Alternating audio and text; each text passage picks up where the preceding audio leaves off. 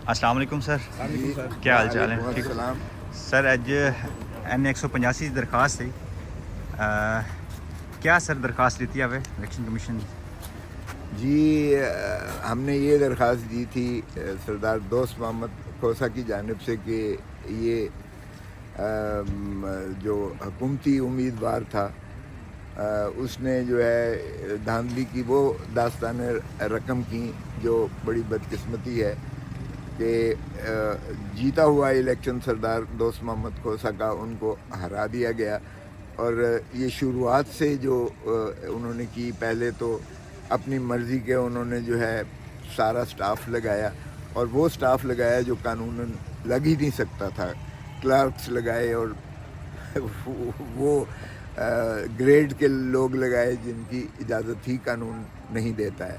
फिर उन्होंने एक आरओ का ऑफिस जो है उसको नो गो एरिया में, ट्राइबल एरिया में शिफ्ट कर दिया जहाँ किसी को रसाई ना थी, और मनमानी ताकि वो अपना नताइज जो है वो उसको दे सकें। फिर उन्होंने डीपीओ को जो है वो उन दिनों में तब्दील किया जबकि किसी की तबादला जो है वो हो ही नहीं सकता। जब इलेक्शन स्केड्यूल दे दिया जाए, अनाउंस कर दिया जाए, तो किसी को आप तब्दीली नहीं कर सकते हैं किसी सरकारी मुलाजिम की। तो उनको तब्दील किया गया, मनपसंद लाया गया, और उसके बाद जो थी शेर के ऊपर लगी हुई मोहरों वाली पर्चियाँ वो पकड़ी गईं।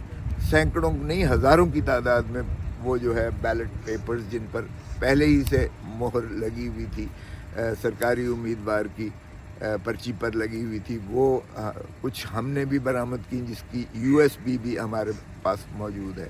फिर जो सरदार साहब 23,000 वोटों से जीत रहे थे 163 पोलिंग स्टेशन से, इन्होंने दूसरे पोलिंग स्टेशन में ये 35% की जो है शरह से वोट इसमें पड़े थे, और उन्होंने 80 और 90% के जो है वोट ठप्पे मार के वो 23,000 के जो है खसारे को भी पूरा किया और अपनी जीत को 30,000 से अपनी जीत को 30,000 से अपनी जीत को उन्होंने जो है वो जाहिर किया इस तरीके से, अंदाज से।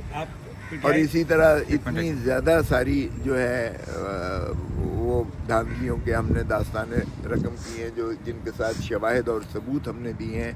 न सिर्फ यूएसबी दिया है बल्कि जितने भी वहाँ के जो जरीदे थे या जितनी भी हमने दरख्वास्तें देते रहे, गाहे बगाहे देते रहे, उनका भी हमें कोई रिस्पांस नहीं मिला। हम 2 दफ़ा हाई कोर्ट के पास मुल्तान बेंच में गए, हमने कॉन्स्टिट्यूशनल रिटें की, उन रिटों के जवाब में भी उनको सरजनिश की गई, और बल्कि एक को तो इस हद तक कहा गया कि उसको सज़ा दी गई क्योंकि वो जो है कोई उसको डेलीगेट को नहीं किया जा सकता, किसी को तफवीज़ नहीं किए जा सकते अख्तियारात, वो भी तफवीज़ शुदा अख्तियारात कलअदम करार दिए, लेकिन एतराज़ किया उसको सज़ा करने से अफसर को।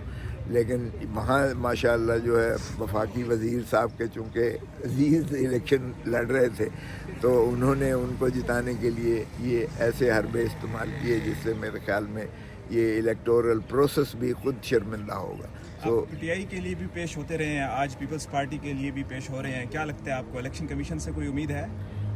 देखें, मैं इस वक्त वकील की हैसियत से आप जानते ही हैं कि मैं पाकिस्तान के सीनियर मोस्ट वकीलों में शुमार होता हूँ, इसलिए इसमें पीटीआई या मेरा पार्टी से सरोकार इस वक्त नहीं है।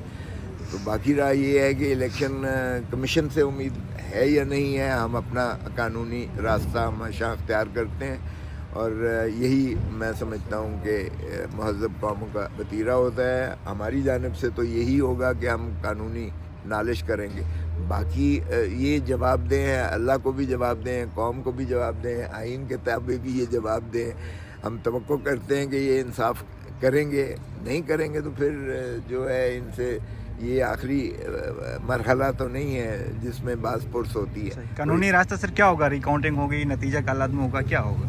देखें, हमने तो यही उनके सामने की है कि इन शवाहिद और वजूह की बुनियाद पर हमें मुंतखब करार दिया जाए, और उनका नोटिफिकेशन जो मुंतखब उम्मीदवार का किया गया है उसको कलअदम करार देकर اور چونکہ ہم جیتے ہوئے ہیں الیکشن، اس لیے ہمیں بجائے اس کے کہ آپ ری الیکشنز کے مرحلے پہ ہمیں جو ہے مزید ہماری اس میں تکلیف میں جو ہے اضافہ کریں، ہمیں جو ہے وہ مخلصی دی جائے اور ہمیں منتخب قرار دے کر قومی اسمبلی میں بھیجا جائے۔ کوئی دوسری طرف سے کوئی پیش ہوا ہے کوئی ابھی تو؟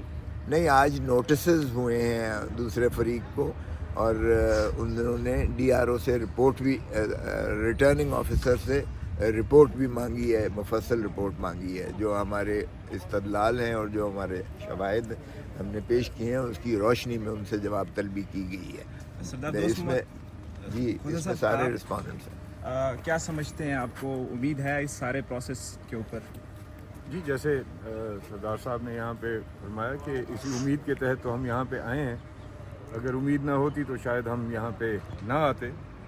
ہمیں امید ہے اللہ کرے گا انشاءاللہ جو شواہد ہیں ہمارے پاس اور جو ثبوت ہیں ہمارے پاس اور جو حالات انہوں نے انہیں 185 پہ 23 نومبر کو بنائے، یعنی جس دن سے الیکشن سکیجول ہوا اس دن سے لے کے 23 نومبر پولنگ ڈے تک، اس کے مطابق ہمیں یقین ہے کہ انشاءاللہ الیکشن کمیشن جو ہے وہ حقائق کی بنیاد کے اوپر ضرور اپنا فیصلہ دے گا۔ سر آگے الیکشن پھر آ رہے ہیں 189 کے، تو اس پہ آپ الیکشن کانٹیسٹ 289 سوری آپ الیکشن کانٹیسٹ کریں گے اس میں؟ جی، یہ فیصلہ ابھی ہونا باقی ہے۔ ڈی جی خان میں یہ بھی باتیں چل رہی تھی کہ یہ جو الیکشن ہوئے ہیں یہ کمپرومائز تھے، جو اگلی سیٹ ہے وہ سردار دوست محمد کھوسہ کو دی جائے گی۔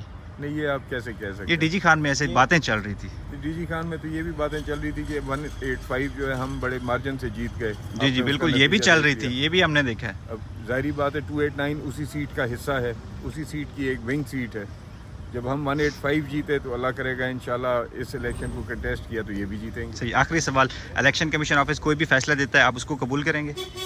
جی، یہ فیصلے کے اوپر ڈیپینڈ کرتا ہے، اگر حق پہ ہوگا اور انصاف پہ ہوگا تو ضرور قبول کریں گے۔ چلیں سر، تھینک یو، تھینک یو۔